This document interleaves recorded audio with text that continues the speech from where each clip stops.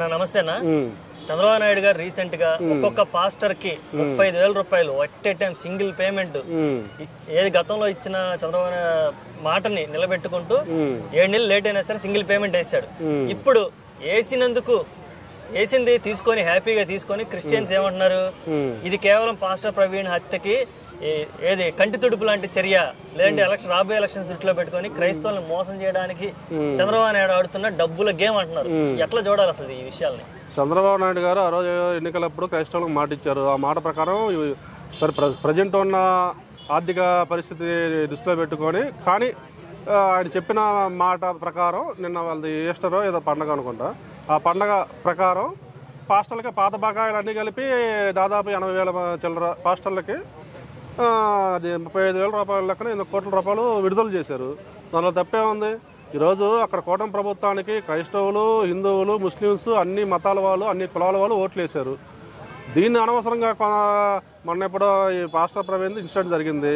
అక్కడ పోలీసు వారు తేల్చారు, ప్రెస్ మీట్ పెట్టారు. అక్కడ ఎవరన్నా కావాలని చేస్తుంటే వాళ్ళ మీద ఈ పాటికి చర్యలు ఉండేవి. అదేంటంటే సహజంగా జరిగిందనేది అక్కడ తేల్చారు. దాన్ని అనవసరంగా కొంతమంది ఈ వైసీపీ బ్యాచ్ అనవసరంగా ఈ పాస్టర్లో కూడా కొంతమంది వైసీపీ పార్టీకి సంబంధించిన వాళ్ళు దాన్ని అనవసరంగా రాజకీయం చేయటం, దాన్ని కూటమి ప్రభుత్వం మీద నెట్టడం, హిందువులకి క్రైస్తవులకు గొడవ పెట్టేటట్టు మాట్లాడటం, ఇది మంచి పద్ధతి కాదు. క్రైస్తవులకు సోదరులకు కూడా నేను చెబుతున్నాను, ఇలా రెచ్చగొట్టి చెప్పే వాళ్ళ మాటలు వినొద్దు. ఇలా రెచ్చగొట్టి మీ మాటలు చెప్పి మిమ్మల్ని రెచ్చగొట్టి మిమ్మల్ని ఉసిగొలిపే ఇలాంటి పాస్టర్లని తరిమి కొట్టాలని నేను కోరుకుంటున్నాను.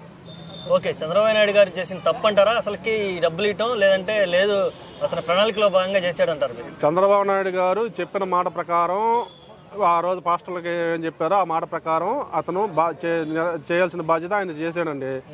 దాన్ని అనవసరంగా కొంతమంది, మొత్తం పాస్టర్లు కాదు, కొంతమంది ఎవరైతే వైసీపీ ప్రభుత్వానికి అనుకూలంగా ఉన్న పాస్టర్లు ఉన్నారో వాళ్ళు దీన్ని అనవసరంగా రాజకీయంగా లాగటం ఇది మంచి పద్ధతి కాదు.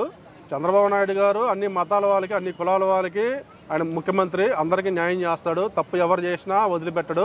ఈ పాస్టర్లు కొంతమంది చెప్పి ఈ పాస్టర్ల మాటలు క్రైస్తవ సోదరులు నమ్మొద్దు. ఇలాగ రెచ్చగొట్టే చెప్పే మాటలు అసలు వినొద్దు. ఇలాంటి వారిని మీరు తరిమి కొట్టి మరలా వీళ్ళు మాట్లాడకుండా చేయాలని మేము కోరుకుంటున్నాం. ఇప్పుడు యాక్చువల్గా డబ్బులు ఇలా ఫ్రీగా పంచుకుంటా పోతే ప్రభుత్వం మీద విపరీతమైన భారం పడే అవకాశం ఉంది. దీన్ని ఎలా చూడాలంటే ఈరోజు యాక్చువల్గా మీరు చెప్పినట్టు ఈరోజు అక్కడ ఆంధ్రప్రదేశ్ లోటు బడ్జెట్లోనే ఉంది.